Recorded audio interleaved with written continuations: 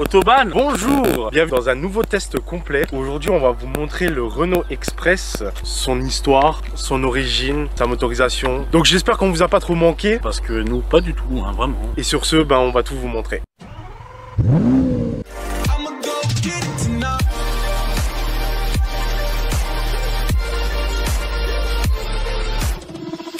La Renault Express apparue en 1985 dans la gamme chez Renault.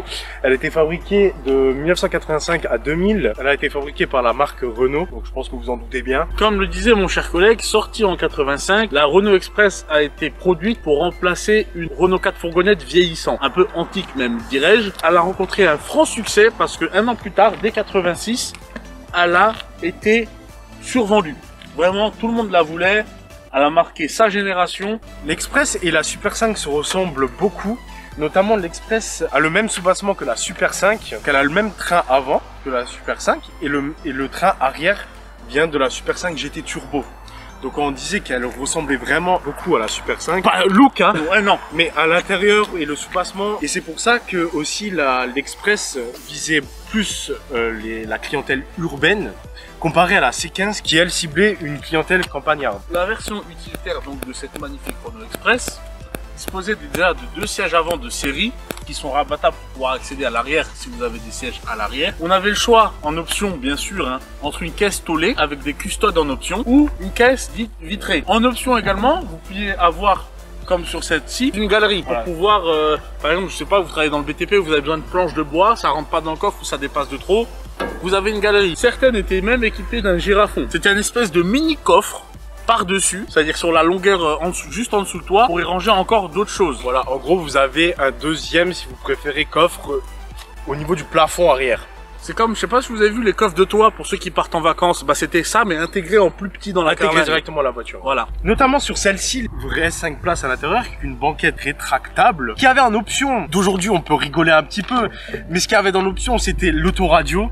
Il y avait la sellerie arc-en-ciel et notamment le dégivrage des vitres arrière aussi. Suivant les modèles, la direction assistée était en option et après, au fur et à mesure des époques, plus on avançait vers l'an 2000, la direction assistée était de série. Voilà. Celle-ci n'en a pas. Ouais. On verra ça après. Bon, mesdames et messieurs, maintenant nous allons passer à la motorisation de ce véhicule. Le cœur de la bête. Vous voyez, mesdames et messieurs, qu'il commence à neiger. Je vous présente un 1,4 litre essence de 80 chevaux de 1993. Waouh, quelle machine.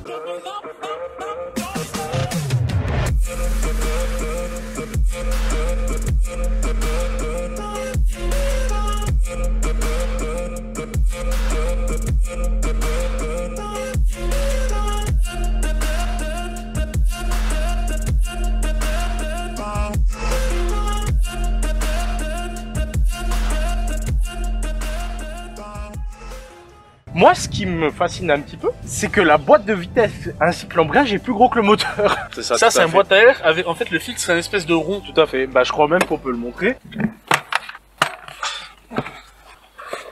On fait de la mécanique en même temps, hein, vous nous excuserez. Voilà. Donc, vous voyez, le filtre à air. Le filtre à air, il est en forme de donut. Donc on dirait pas que c'est comme ça à l'intérieur. Mais bon, on n'a plus l'habitude de voir ça sur ce genre de modèle d'aujourd'hui. On va quand même vous expliquer 2-3 petits trucs que peut-être, vu votre âge, vous ne connaissez pas, parce que ça c'est quand même vieux. Notamment comme vous voyez là-bas, la bobine d'allumage. Oui, ça c'est une bobine. Donc vous voyez 1, 2, 3, 4 qui signifie les 4 bougies comme c'est un 4 cylindres. Sur ce modèle-là, les anciennes voitures, les anciennes Express avaient ce qu'on appelle des carburateurs. Celle-ci a un carburateur à injecteur monopoint. Et une gestion électronique complète. Aujourd'hui, que dans nos voitures, on a ce qu'on appelle des injecteurs qui sont gérés électroniquement. Il y a longtemps, à l'ancienne. Avant, à l'époque, à l'ancienne. On avait ce qu'on appelle un carburateur. Alors, le carburateur, c'était simple. C'était une petite boîte. On va vous vulgariser parce qu'on n'est pas là non plus pour faire des autodocs. Hein. C'était une petite boîte où il y avait la gestion air-essence.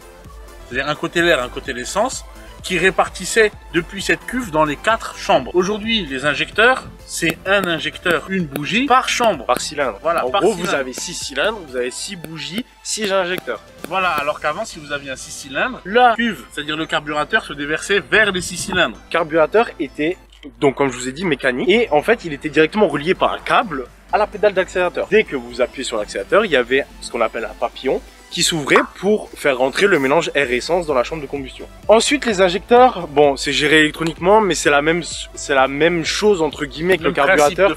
C'est le même principe, mais sauf que maintenant l'essence est pulvérisée grâce à l'injecteur dans la chambre de combustion. Et donc là-dessus, vous avez ce qu'on appelle un carburateur monopoint. Alors encore autre chose. Encore autre chose. Vous préférez le carburateur monopoint, c'est entre les deux. C'est entre le carburateur et l'injecteur. Vous avez le carburateur, mais au lieu que ce soit un gicleur à l'intérieur, c'est un injecteur qui se pré-injecte.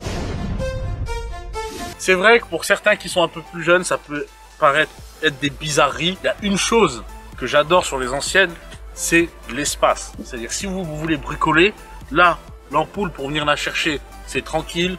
La bricole, c'est tranquille. Comparé aux voitures d'aujourd'hui où c'est beau électronique, il n'y a pas de place. On critique beaucoup, mais à l'époque, je suis désolé, on n'avait pas besoin de se creuser la tête pour changer une pièce. Alors par contre, maintenant, mesdames et messieurs, j'aimerais qu'on passe à quelque chose. C'est qu'on va vous montrer la batterie. C'est ouais. Alors, la batterie, comment vous dire? Déjà, les cosses, c'est vraiment des petits câbles. Et je sais pas si on va voir. En fait, ça fait des espèces de cylindres en dessous, là. Oui, oui. C'est pas une batterie complètement carrée. Je sais pas si vous voyez, là, ça fait des espèces de demi-cylindres, de ronds bizarres. On va parler un peu d'électronique, parce que je m'y connais un tout petit peu, mais bon, je vais pas vous faire non plus un schéma. Chaque cylindre que vous avez vu, ça s'appelle des cellules de batterie. Pour compléter la motorisation de mon cher collègue aussi, c'est une traction avant. Heureusement, on va pas faire du drift avec une Express, hein.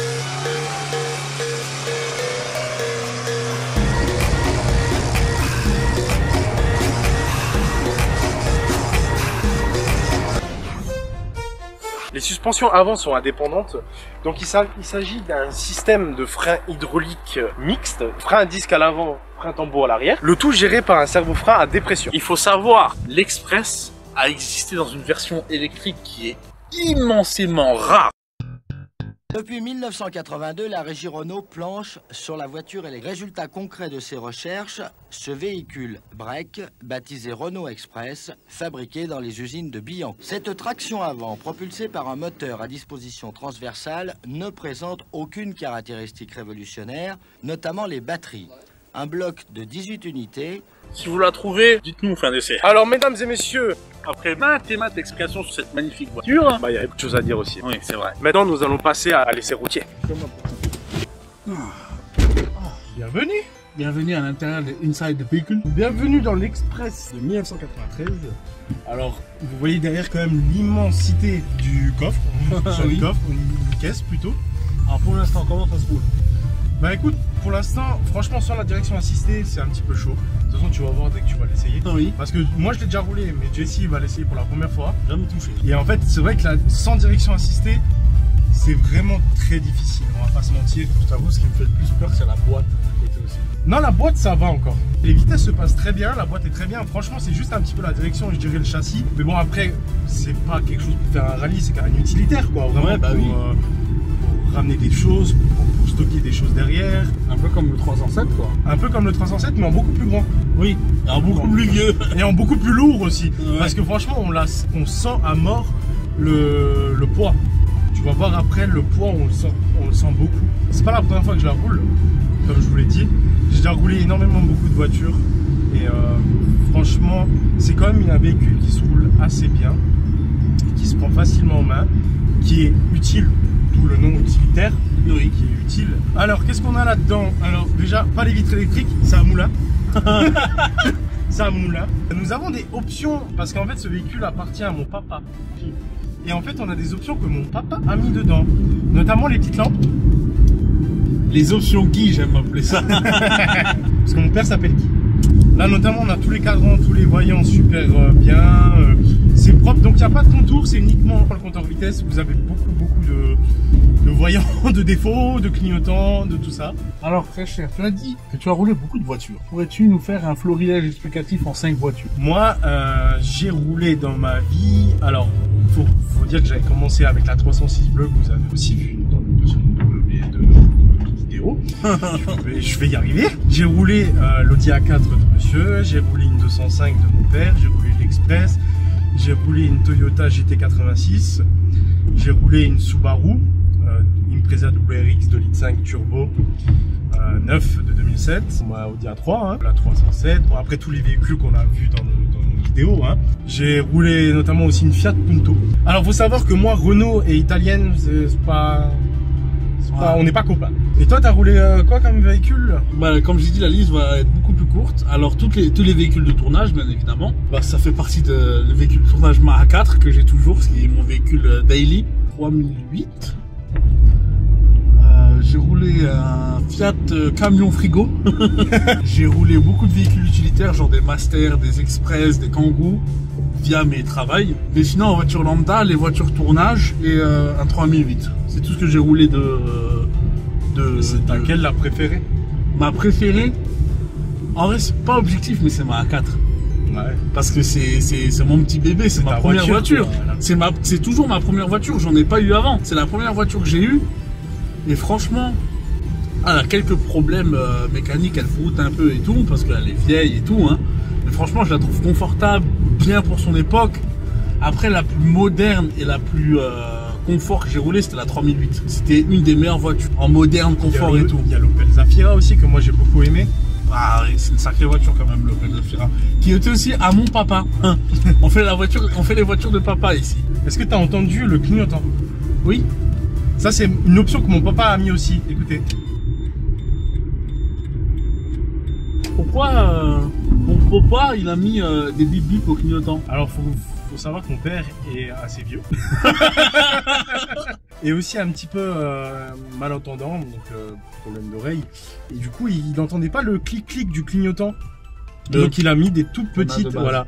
Il a mis des toutes petits haut-parleurs qui bip bip dès qu'on met le clignotant. Des porte-gourdes aussi. Il a mis des porte-gourdes. Bon gros porte-gourdes. De vélo. Oui. Ah, mon père, il s'en fout un petit peu de la modernité, il préfère le vieux. Et le pratique surtout. Et le pratique. Pour venir à l'Express, se roule très bien, franchement. Alors, si je pourrais pas mettre un petit point négatif sur cette voiture, c'est qu'on est vachement serré dedans.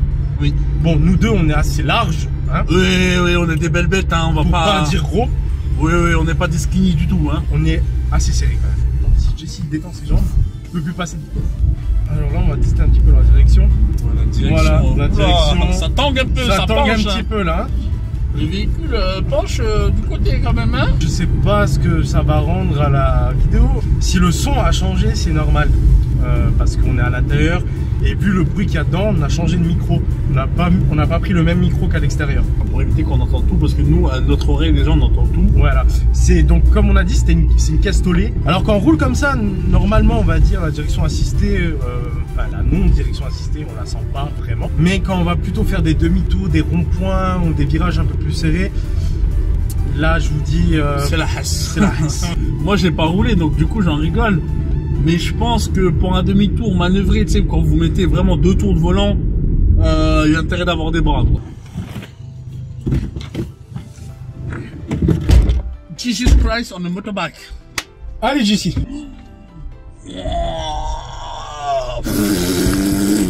Ah ouais, non, sans direction assistée, c'est vrai que c'est assez compliqué. Oula, l'embrayage. Ouais, côté. Franchement, vraiment, vous pouvez croire qu'on fait ça pour la blague, mais ma réaction n'est vraiment pas exagérée. Non. J'ai jamais... c'est la première fois que tu la roules d'ailleurs. J'ai jamais conduit de voiture sans direction assistée, frérot. C'est ça.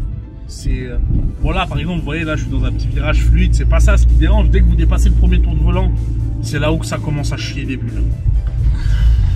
Même l'embrayage, c'est quelque chose, j'ai une essence. Moi, je critique toujours la Audi que l'embrayage est fini au Mexique. Vous avez pu l'entendre sur beaucoup de vidéos. Là, l'embrayage pour partir quand on n'a pas l'habitude, c'est vrai que c'est quelque chose parce que c'est vieux.